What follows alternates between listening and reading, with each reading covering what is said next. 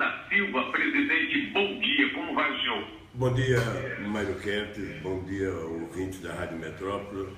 E eu, Mário, queria começar essa conversa com você dando os meus pêsames, meus sentimentos pela perda da tua mulher. Eu sei que não é fácil, porque eu passei por isso também.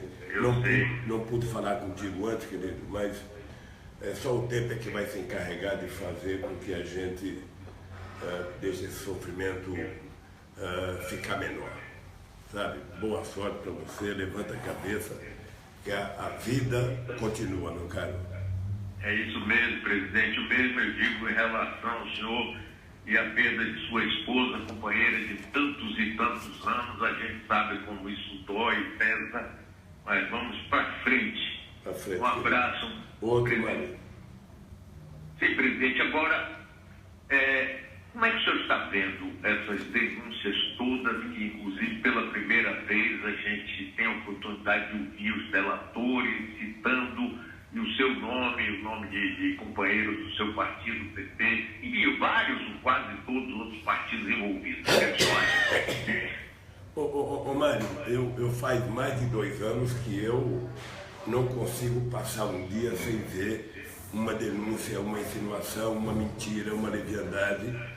E eu estou suportando isso com muita tranquilidade já praticamente há mais de 2 anos. Você está lembrado que a primeira grande denúncia ela foi feita antes das eleições em 2014, quando uma revista, que eu não vou nem falar o nome, publicou a manchete: Lula e Dilma sabia de tudo. Agora eu sou pego de surpresa outra vez, eu já prestei vários depoimentos. Cada depoimento que eu vou prestar, eu fico abismado com a qualidade das perguntas que eles fazem, porque é uma coisa até sem nexo, ou seja, me parece que eles já estão com uma tese pronta, eles querem apenas encontrar, sabe, o conteúdo para eles colocarem dentro da tese deles. E eu estou muito tranquilo. Eu vou prestar um depoimento no dia 3 de maio, e é a grande oportunidade que eu tenho para poder ouvir as perguntas, as acusações que eu sou vítima, para mim poder responder com muita tranquilidade. Ontem houve mais um absurdo, quer dizer, a delação do Marcelo Odebrecht. Eu até compreendo que o Marcelo já está preso há 2 anos, até compreendo que ele tem família fora, que ele deve estar comendo o pão que o diabo amassou, e talvez esteja tentando criar condições para sair da cadeia. Agora, é tão inverossímil as acusações, é tão irreal as acusações, que eu não vou rir nem vou chorar. Eu vou analisar corretamente, vou conversar com os advogados, pegar o processo, ler cada peça do processo, para que a gente possa chegar no dia certo, dizer claramente o seguinte, ou seja, a delação ela tem que ser provada. Sabe? Não basta o cidadão falar alguma coisa, por mais sério, por mais bobagem que seja, a pessoa tem que provar. Sabe? Então, eu estou muito tranquilo, porque eu continuo desafiando qualquer empresário brasileiro, qualquer empresário, para dizer que um dia o Lula pediu R$10 para ele, ou alguém. Se alguém pedir meu nome, essa pessoa que pediu tem que ser presa, porque eu nunca autorizei ninguém a pedir dinheiro em meu nome. Então, eu não posso ficar nervoso, eu não posso perder a cabeça com cada coisa dessa. Eu sei do que está em jogo, eu tenho noção do que está em jogo nesse momento, sabe? E eu estou muito tranquilo, mas estou esperando. Hoje eu vou conversar com os advogados, vou começar a ler a peça e vou me preparar para o meu depoimento. E a vida continua, querido. Vou continuar fazendo política. O dia que alguém provar um erro meu, ou R$10 ilícito na minha vida, eu paro com a política. Presidente, o senhor acha que há uma coisa orquestrada buscando justificar uma eventual prisão sua? Eu acho que mais grave do que uma prisão minha, porque uma prisão pressupõe que você tem a prova. Uma prisão pressupõe que você investigou, descobriu que tem uma prova e pegou o cidadão com a mão na cumbuca. Pois bem, aí você faz um processo e, com base nos autos, você julga alguém e condena a pessoa. Mas o que está por detrás é algo mais sério, é algo mais grave, é algo mais, eu diria escabroso. Porque, veja, esse país teve um golpe, a elite brasileira, uma parte da elite brasileira resolveu não conviver mais com qualquer política de distribuição social, com qualquer aumento do gasto social. Foi dado um golpe nesse país. Você veja que quem está agora governando o país está desmontando conquistas históricas da classe trabalhadora, a terceirização do jeito que foi feita, nós vamos voltar ao tempo da escravidão, a tentativa de extinguir a CLT, de extinguir a Justiça do Trabalho, a tentativa de mexer com a aposentadoria, sobretudo com o povo mais pobre desse país, é quase que uma coisa criminosa. E essas pessoas não estão fazendo tudo isso, além de desmontar a Petrobras, além de distribuir a indústria de destruir a indústria de engenharia brasileira, a indústria de gás, petróleo, a indústria naval. Essa gente, depois de fazer tudo isso, eu acho que está pensando seriamente como é que podem permitir que o Lula volte a ser candidato em 2018. Então eu acho que o que está por detrás de tudo isso, na verdade, é o seguinte: nós precisamos encontrar uma pulga para evitar que o Lula se meta a ser candidato em 2018. É isso que está em jogo, e eu estou muito tranquilo, porque eu quero que alguém nesse país, são 204 milhões de habitantes, sabe, são não sei quantos juízes, não sei quantos promotores, não sei quantos policiais federais, que ele provem contra mim uma acusação dessas que eu vejo na imprensa todo santo dia. Quem quiser assistir, inclusive, ouvir o presidente Lula conversando comigo no Facebook dele, está transmitindo ao vivo a imagem, o Facebook de Lula, a imagem aqui do presidente Lula conversando comigo. Presidente, essas acusações que têm saído, inclusive, levam o senhor a desanimar, por exemplo, a uma ideia de se candidatar à presidência da República mais uma vez? Muito pelo contrário, Mário. Cada acusação dessa mexe com o meu brio, mexe com a minha honra, e eu sinto muito mais disposição de brigar. Eu não nasci para parar no meio do caminho. Eu tenho consciência do que eu fiz nesse país, eu tenho consciência dos benefícios que esse país adquiriram no meu governo, e eu fico muito triste de ver o país quebrado como está quebrado hoje.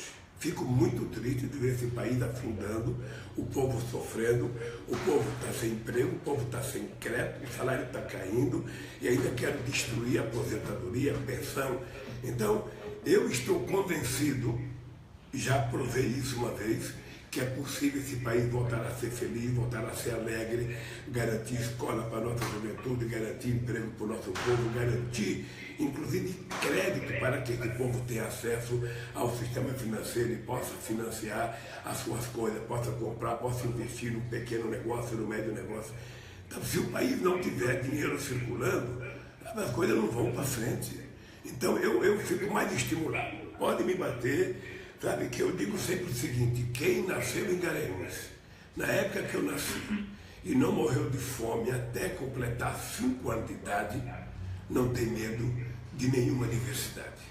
Enfrentarei todas elas de cabeça erguida, e eu tenho uma coisa que é o maior legado que eu tenho, que é a minha honra, que é o patrimônio que eu conquistei da minha mãe, que é o direito de andar de cabeça erguida, e isso ninguém tira. Quem estiver contando mentira, quem estiver inventando historinha, quem estiver dizendo que criou uma conta para mim, para um terceiro, sabe, já faz 7 anos que eu deixei a presidência e essa conta está onde? Esse terceiro está onde?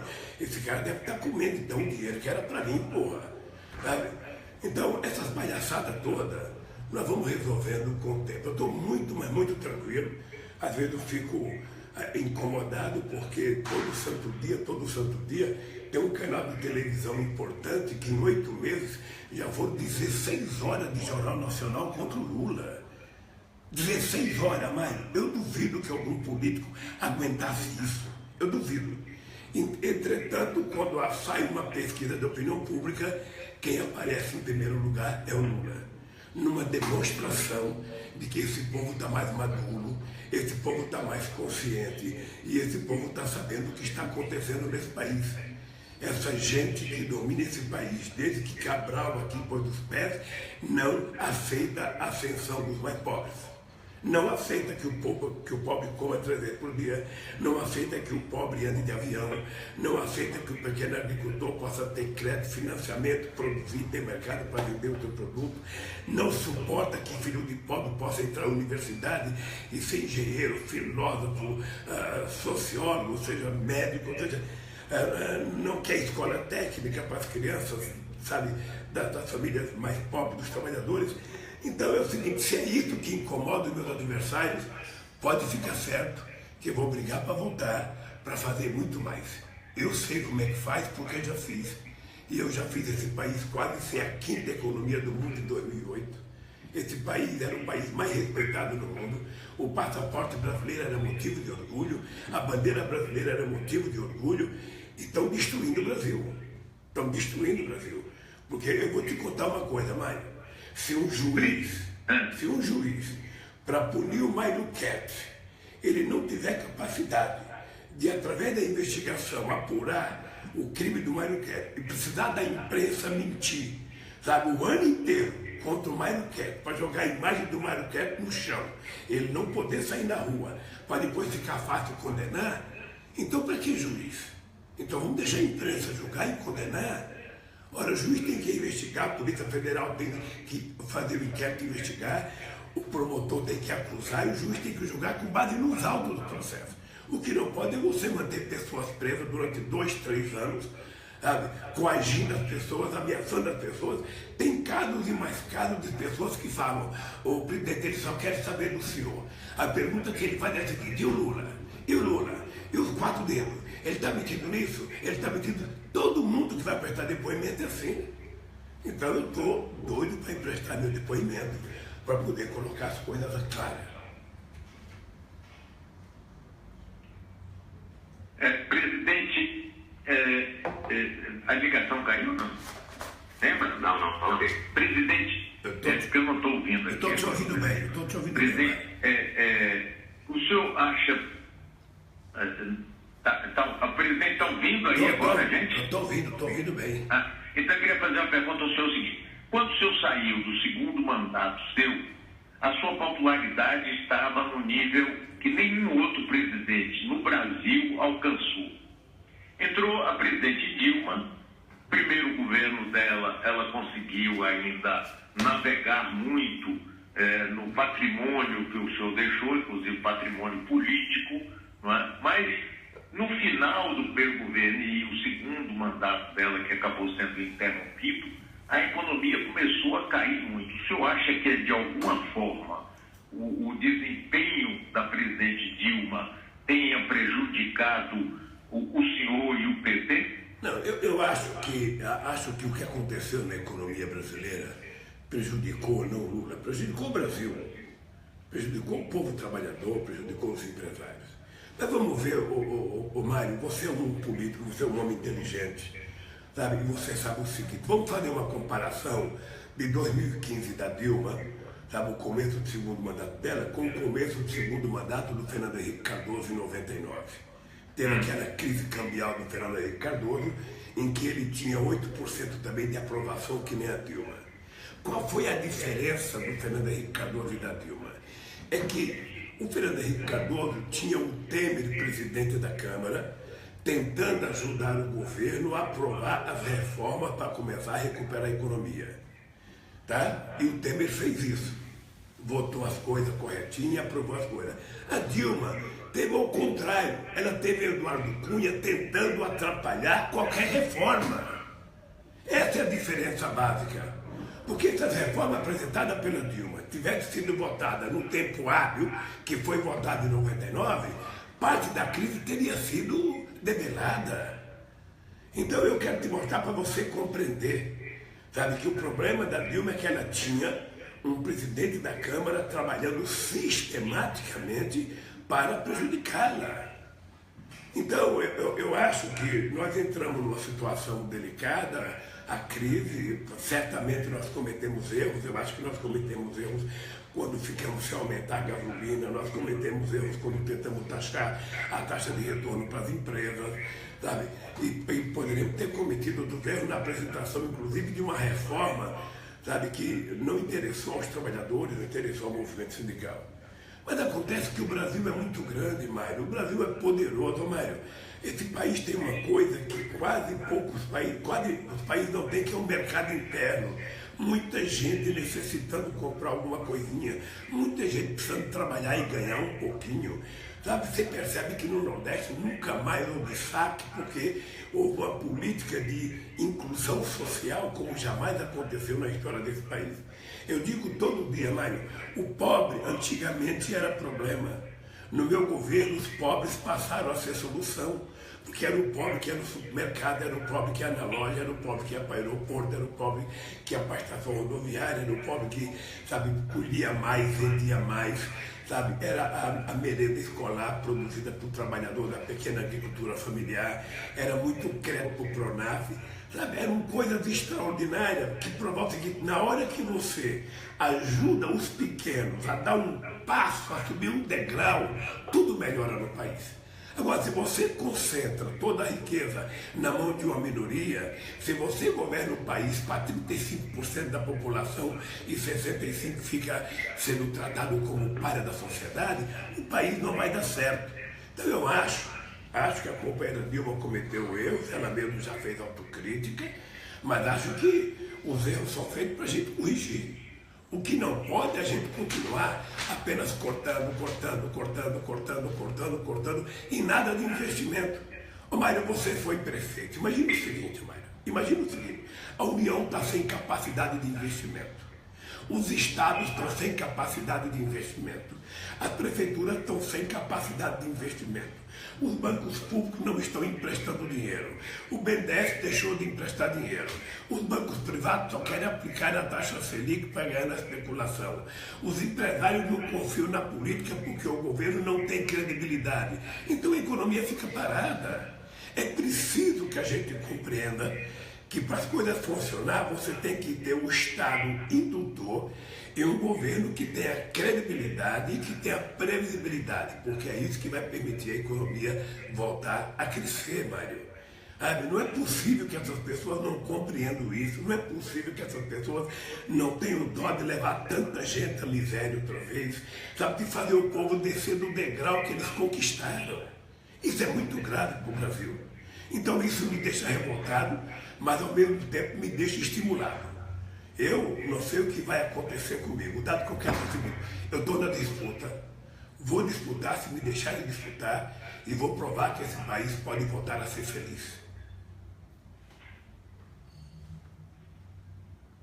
Presidente, nós estamos vendo aqui essas denúncias todas e eu pessoalmente tenho um receio muito grande de que na eleição do próximo ano, por exemplo, surja um João Dória da vida como o antipolítico, o executivo, o sujeito que vai botar tudo nos trilhos, que vai acelerar o Brasil. O senhor não tem esse receio, não, presidente? Não, não tenho. Eu não tenho, sabe por quê? Porque não existe solução fora da política. Não existe solução. O que eu acho é que os políticos têm que ter coragem de enfrentar a situação. Nós temos um vício de origem, e por isso nós temos brigado já há muito tempo para que a contribuição eleitoral seja um fundo público, para que não haja essa relação promíscua entre político e empresário. Nós temos pedido isso há muito tempo. É preciso haver uma reforma política para que a gente possa ter partidos mais representativos e mais consolidados. E a classe política tem que ter coragem de enfrentar o problema e resolver. Mas nós estamos vivendo uma situação em que todo mundo está com medo, todo mundo está acovardado e nós estamos sendo governados por uma operação lá de Curitiba. Não tem explicação para o país isso. Sabe, que a Operação Lava Jato funcione, que ela explore, sabe, quem fez corrupção, que apure e que prenda as pessoas que roubaram. Isso está tudo correto. O que não está correto é você paralisar o país por conta de uma investigação. Não está correto. Eu estou vendo agora que daqui a pouco está entrando o Papa Francisco nesse negócio, porque daqui a pouco acusa todo mundo, sem provas, ou seja, apenas porque alguém falou que ouviu dizer que não sei das quantas.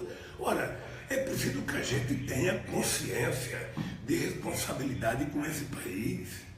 A gente não pode viver num país em que um procurador da República passa 1h30 dando uma entrevista na imprensa e depois fala que o PT é uma organização criminosa, que o Lula foi eleito para montar uma quadrilha para roubar, e não me peçam provas, eu só tenho convicção. Ora, um cidadão desse não está preparado para fazer acusação contra ninguém e nem para participar de um processo.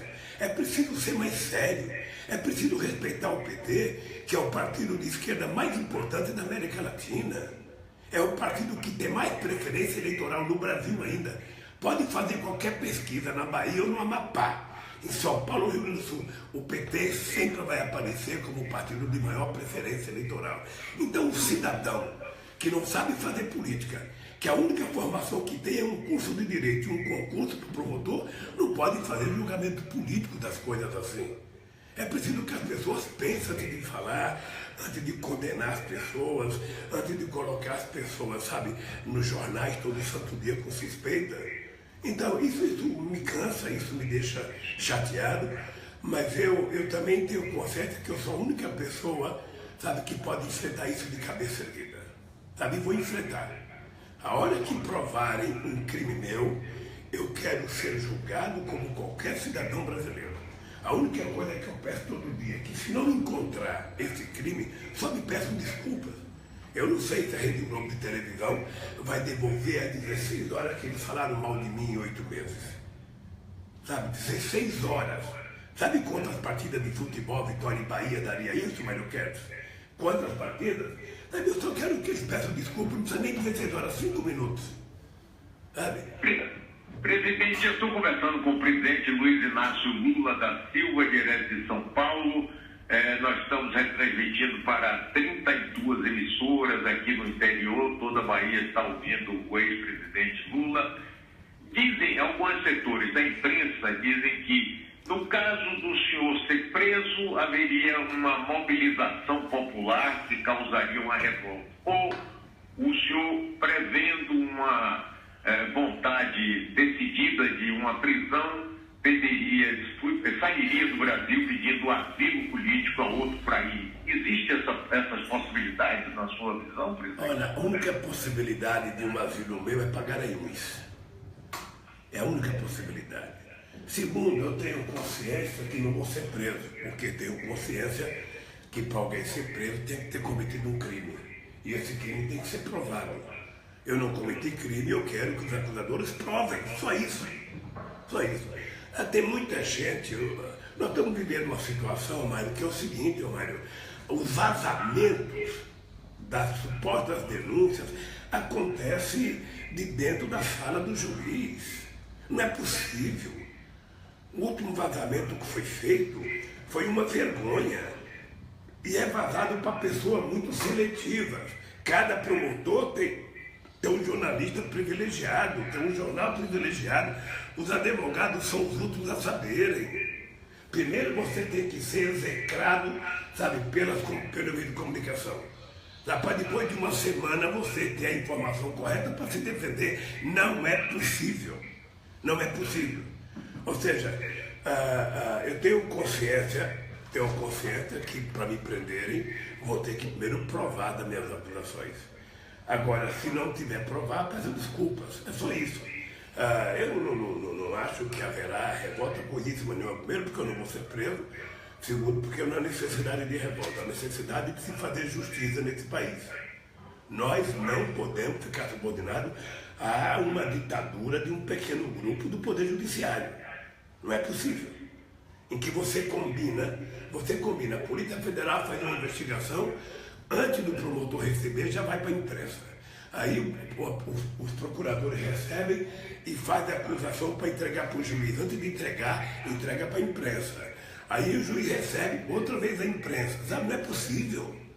Não é possível. Quando um juiz diz, eu só posso prender rico se a imprensa, sabe, ficar denunciando todo santo dia, eu me pergunto, a justiça está correta? A justiça está correta? E se o cidadão que foi acusado foi inocente, como é que fica depois?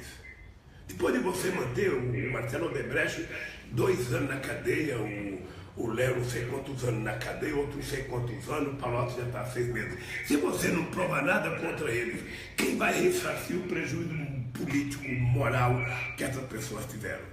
Quando sai o nome de tantos políticos como saiu essa semana, e se não for verdade? E se não tiver? Ou seja, quem vai pedir desculpa a essa gente? Eu sei, presidente, agora o senhor sabe, presidente, que uma parte da população até apoia isso, porque durante muito tempo a elite nunca foi incomodada, nunca foi para a cadeia, nunca foi processada. A gente vivia aqui, o senhor bem sabe disso, num país de privilégios para a elite. Tanto que o seu partido e a sua luta pessoal foi muito contra isso. Mas uma parte bem razoável da população está achando isso ótimo, quer sangue, quer todo mundo na cadeia, quer todo mundo incriminado. E o país está muito cheio de ódio. Não, deixa eu te contar uma coisa, Mário. A sociedade, ela está induzida, ela está sendo alimentada por ódio. Obviamente que o povo pobre tem que gostar, sabe por quê? Porque nesse país se prendia uma pessoa que era numa farmácia e roubava um comprimido. Se prendia um coitado que roubava um pãozinho e por ele não ter advogado, ele ficava 6, 7 meses preso. Então, obviamente que o povo tem que estar feliz quando prende as pessoas ricas. E eu acho que tem que estar feliz mesmo, porque significa que a gente criou instituições fortes. E o que eu tenho orgulho? O que eu tenho orgulho, Mário? É que a gente não estaria fazendo as investigações que está fazendo se não fosse o governo do PT. Porque tudo o que está acontecendo é obra nossa, desde a delação premiada, ao fortalecimento da Polícia Federal, a autonomia do Ministério Público, é tudo obra nossa. E a Controladoria Geral da República, que o nosso amigo Jorge Arge, que você conhece muito bem, e o companheiro Valdir Pires, que foram procurados, que foram da Controladoria Geral da República, foram quem criaram um mecanismo de investigar a máquina do governo e fazer a denúncia. Então eu tenho muito orgulho de ter contribuído para a gente apurar processo de corrupção, até fortalecer o COAF. Isso é coisa nossa também.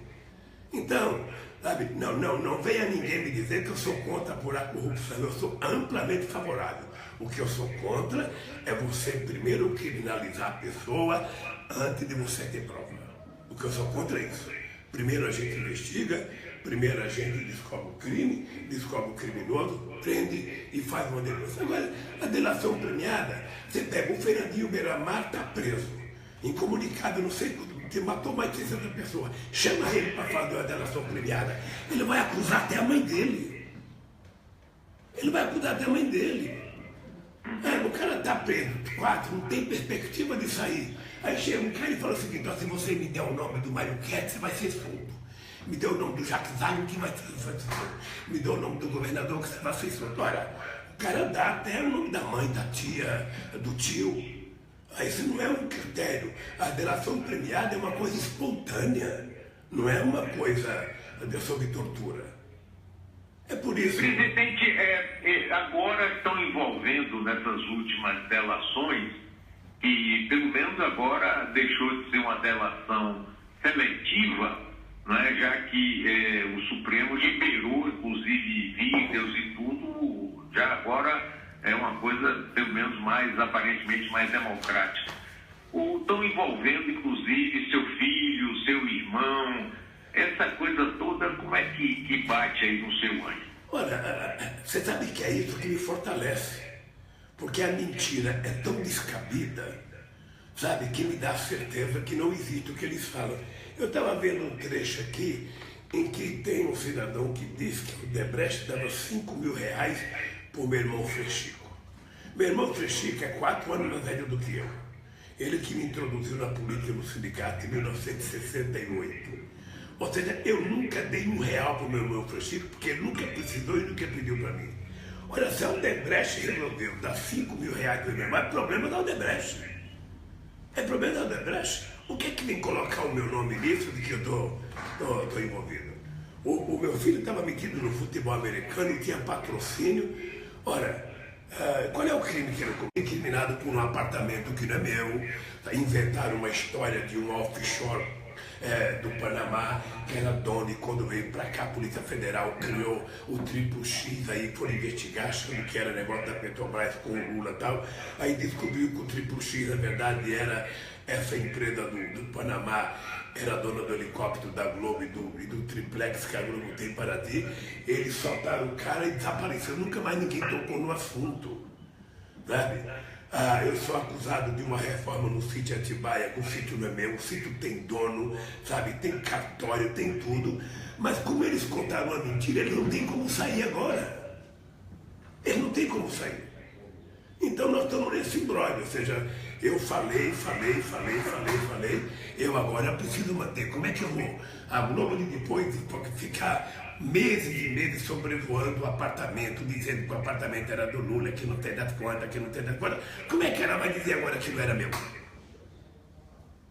Presidente, o senhor acha que é possível, por exemplo, a gente ter um clima eleitoral no próximo ano e que a gente seja mais tranquilo e que haja essa discussão, quem quiser votar no seu vote, quem não quiser não vote, porque do jeito que as coisas estão acirradas no país, eu fico muito temeroso da gente viver quase num clima de guerra civil. O que o senhor acha?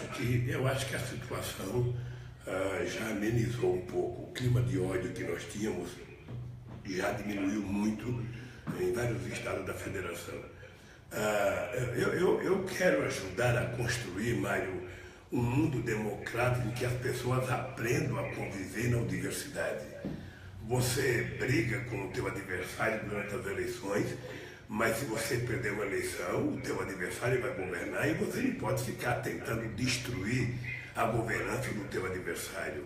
Sabe, a política existe para você conversar, para você negociar, para você fazer coalizão, para você fazer acordos programáticos. E fora da política é o fascismo. Fora da política é o nazismo. Não existe possibilidade de você encontrar uma saída fora da política. Você tem que melhorar a classe política. Agora, em 2018, o povo pode mudar. Pode mudar, pode eleger só gente boa. Pode eleger. Está na mão do povo em 2018 eleger os melhores governadores, os melhores deputados estaduais, os melhores federais, os melhores senadores.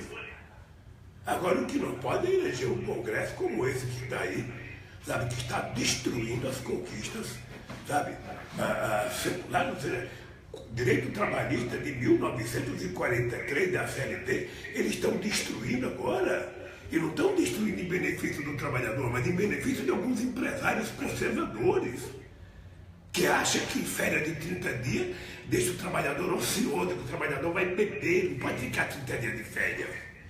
Sabe? Então, é esse retrocesso que nós precisamos evitar que aconteça no Brasil. Ô Mário, eu tenho uma experiência de vida, eu fui presidente desse país. Tá? Eu saí do governo com 87% de bom e ótimo, 10% de regular e 3% de ruim péssimo, que devia ser que deveria ser no comitê do PSDB, esses 3% de ruim péssimo. Tá? Eu duvido, Mário, eu duvido que em algum momento da história desse país teve um presidente que tratou os trabalhadores tão bem, que tratou os empresários tão bem, que tratou a classe média tão bem, que tratou o grande proprietário de terra tão bem, o pequeno proprietário de terra. Porque eu dizia sempre o seguinte, eu sou presidente de todos, mas tem que saber que eu tenho um olhar de mãe. Eu vou ajudar primeiro os mais necessitados. É para eles que o Estado tem que governar. E não tinha ódio, não existia ódio. Era só pura harmonia, pura... Sabe, eu quando deixei a presidência, eu tinha 80% de aprovação em São Paulo. Sabe, esse ódio veio depois, por sectarismo, porque tentaram canibalizar o PT, tentaram destruir o PT, criminalizar o PT, o ódio contra o PT virou uma coisa maluca. E agora, eu não fico feliz, na verdade, mas agora quando aparecem os outros partidos que ele quer acusar o PT, pelo menos você tem um alívio, a máscara está caindo, sabe? Mas eu não fico feliz não, eu queria que não tivesse nem o PT nem ninguém. Eu queria que a gente pudesse fazer a política nesse país, sabe, com contribuição pública, sabe, com a fiscalização rígida da justiça eleitoral, sabe? Porque, veja, a conta dos partidos que agora estão sendo criminalizadas foram aprovadas pela Justiça Eleitoral nos estados e no governo, no Superior Tribunal Eleitoral. Ora, meu Deus do céu. Então, mano, eu acho que o país precisa encontrar o seu caminho, voltar a ser alegre, voltar a conviver democraticamente como um jogo Vitória em Bahia. Ou seja, está lá aquela disputa dentro do campo, todo mundo brigando, um chutando o outro. Parou o jogo, parou, deu um resultado, acabou. Vamos pro bar tomar uma cervejinha, sabe? E a vida continua. É assim que eu penso a democracia, querido. Presidente, olhe, muito obrigado pela sua participação. Espero que a próxima entrevista nossa seja aqui em Salvador, nesses estúdios onde o senhor teve a oportunidade de vir várias vezes, sempre foi muito bem recebido e continuará a ser. Mário, eu quero te agradecer pelo carinho e dizer para você que quando eu for a Salvador eu vou te ligar com antecedência para a gente marcar uma entrevista. Um grande abraço e obrigado, Mário. Muito obrigado, presidente. Um grande abraço. Falamos diretamente de São Paulo.